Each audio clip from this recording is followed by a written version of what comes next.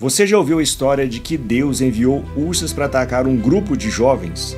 Essa é uma das histórias mais polêmicas e difíceis de entender da Bíblia Sagrada, mas hoje nós vamos desvendar esse mistério, falar sobre esse assunto, entender o que Deus tem para nos ensinar e no final vamos refletir sobre o que isso nos ensina sobre Deus e como podemos trazer isso para os dias atuais.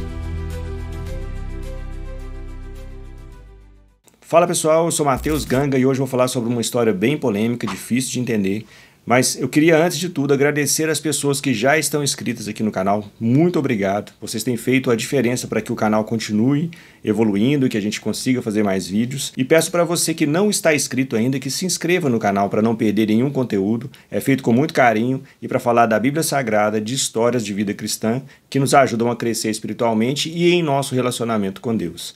Diante disso, vamos falar sobre a história de Eliseu, das ursas e dos jovens. No livro de 2 Reis, no capítulo 2, versículo 23, diz o seguinte: Então subiu dali a Betel, e subindo pelo caminho, uns meninos pequenos saíram da cidade e zombavam dele, e diziam-lhe: sobe, calvo, sobe, calvo. Imagine a cena. Eliseu, ele acabou de ser nomeado profeta pelo profeta Elias, e ali agora ele está sofrendo essa zombaria por alguns jovens, diante de um momento em que ele está subindo em um monte. Só que as palavras sobe e calvo aqui podem ter um outro significado. A palavra sobe, por exemplo, faz referência ao ministério de Eliseu, que acabou de subir aos céus numa carruagem de fogo. Essa é uma história para outro momento, também extraordinária, mas eles estão zombando desse chamado dele. E a palavra calvo faz uma zombaria com autoridade e honra. O cabelo na cultura hebraica muitas vezes representava autoridade e honra. Então por isso existe essa zombaria sobre o chamado dele e sobre a autoridade dele. E essa atitude demonstra um desrespeito não só ao homem Eliseu, mas à autoridade de Deus. Por isso que existe algo grande acontecendo depois desse momento. E no próximo versículo diz o seguinte: E virando-se ele para trás, os viu e os amaldiçoou no nome do Senhor. Então 2 ursas saíram do bosque e despedaçaram 42 daqueles meninos. Eliseu olha para trás e percebe que aquela atitude, ela não se trata de uma brincadeira infantil. É um desrespeito para a autoridade divina.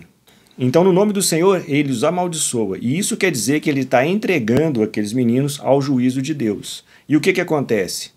2 ursas saem do bosque e atacam aqueles 42 jovens. E aqui a gente precisa pontuar algumas coisas para ficar bem clara essa história. A primeira delas é que o termo meninos pode fazer referência a jovens de 12 a 30 anos e não quer dizer que eram realmente crianças. A segunda coisa é que o número 42 não quer dizer que eram exatamente 42, mas que era um número grande de jovens que possivelmente se tratava de uma gangue que estava fazendo algazarra naquele lugar.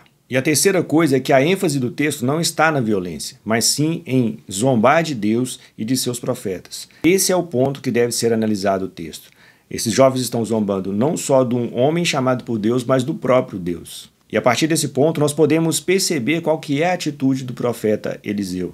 O versículo 25 diz o seguinte: Então foi ele dali para o Monte Carmelo e dali voltou para Samaria. Após o evento, Eliseu ele prossegue com a sua jornada. Ele não comemora, ele não prolonga o assunto em nenhum momento. Ele simplesmente segue o caminho dele e vai continuar com a missão que ele tinha sido chamado. E isso nos ensina uma coisa, que o juízo de Deus ele não é caprichoso. Ele quer só demonstrar que não se deve zombar nem do nome de Deus e nem do nome dos seus profetas. Agora, o que nós aprendemos sobre Deus a partir desse texto? Em primeiro lugar, aprendemos que Deus é santo e sua autoridade não pode ser zombada sem que tenha consequências. Em segundo lugar, nós percebemos que ele protege seus servos e reafirma a sua palavra. E em terceiro lugar, que seu juízo é justo e sempre para um propósito maior.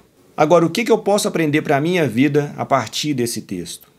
A primeira coisa é que ao respeito à palavra de Deus e aos seus mensageiros é algo que eu devo levar a sério. A segunda coisa é que nossas atitudes e palavras elas podem gerar grandes consequências. E a terceira, que é um pouco mais difícil de compreender pelas pessoas, visto que o evangelho tem sido pregado de uma forma muito melosa nos dias atuais, é que Deus ele é amor, mas também ele é justiça. Entender que Deus é justiça é muito importante para os nossos dias. Deus, ele vem com juízo em vários momentos na história. Haverá juízo ainda para ser realizado no futuro. A gente vê isso em Apocalipse, em todas as histórias da Bíblia. E tomar consciência disso é importante para que a gente leve a sério não só o nosso relacionamento com Deus, mas também a nossa forma de nos portar diante dele, de ter uma postura de arrependimento, de mudança de vida, de busca de santidade, para que assim a gente alcance um novo nível. Então, hoje em dia, nós precisamos valorizar e respeitar a palavra de Deus e ensinar aos outros o temor a Deus sem banalizar a sua justiça. Essa história não é sobre um Deus cruel, mas sim sobre a forma que nós devemos respeitar o sagrado. O que você achou dessa passagem? Compartilhe nos comentários. Não se esqueça de se inscrever no canal. Um grande abraço e até o próximo vídeo.